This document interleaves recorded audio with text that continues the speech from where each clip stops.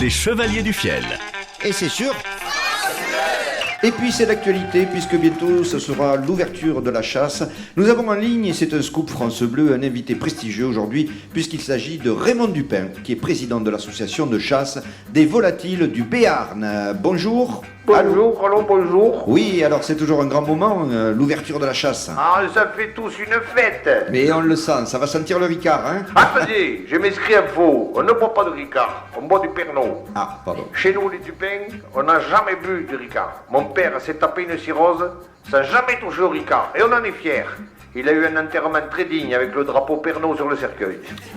On vous sent ému. Et bien sûr, jamais une église n'a autant senti la Nice.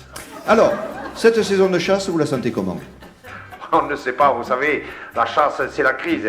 Fini les massacres d'avant. Avec mon père, étant enfant, je me souviens, on tuait des remorques de palombes. Voilà, on imagine vos yeux embués. Je les revois, toutes ces bêtes mortes, le corps encore chaud, la tête pendante, chacune avec un petit filet de sang qui coule du bec. Excusez-moi, je suis ému, et vient faire une grande flaque au fond de la remorque.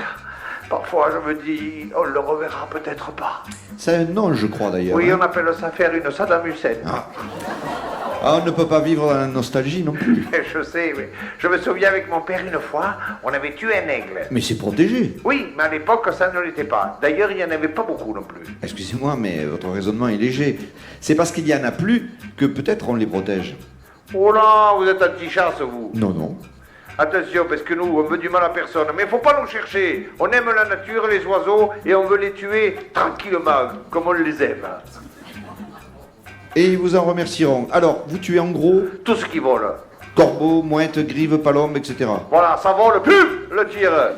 On essaie d'avoir la tête, on appelle ça une C ou C scoop. Pas de procès, un coup de fusil dans la tête. Bon, alors je voudrais revenir sur la fameuse affaire de l'ours qu'on a retrouvé mort, où vous avez été accusé. Oui, je oh, crois. mais ça ne me gêne pas de parler de cette affaire qui, je le rappelle, est encore devant les tribunaux. Et c'est la haute cour de l'Europe qui dira si j'ai raison ou non. Alors je rappelle les faits, il y a 2 ans, vous tuez un ours et c'est ultra protégé. je Oui, rappelle. en fait, d'abord et avant toute chose, je veux dire que l'ours s'était montré agressif. Oui, je rappelle que vous êtes monté à 2500 mètres dans la montagne avec votre 4x4, Oui. que vous l'avez cherché pendant 24 heures, vous l'avez découvert, il dormait, et il a été très agressif, effectivement. Oui, ah oui. 6 balles dans la tête. 6 vous balles avez dans dit. la tête. Nous, monsieur, on tue propre. Bon, vous avez été inquiété, condamné? Oui, mais ça n'est pas fini, c'est devant la Cour européenne. Et nous prouverons qu'en tuant cet ours, j'étais dans mon droit. Vous avez un argument, je crois. Oui, l'ours est un animal qui vole. Qui vole? Et oui, il avait piqué du miel. Et c'est ça que nous défendrons au tribunal. J'ai tué un animal volant. Oui, le problème, et j'espère que nous vaincrons et que cela fera jurisprudence. Je crois que votre objectif est que cette jurisprudence soit prolongée aux chercheurs de champignons aussi. Exactement, qui volent notre patrimoine dans nos bois. Est-ce qu'on y va, nous, dans les villes, piquer des trucs dans les FNAC, ramasser des paniers de DVD avec un bâton et des sacs de livres? Non, on respecte la propriété privée. On veut pouvoir tirer les chercheurs de champignons et les Anglais. Est-ce qu'on peut donner un conseil à tous nos amis promeneurs qui nous écoutent? Barrez-vous!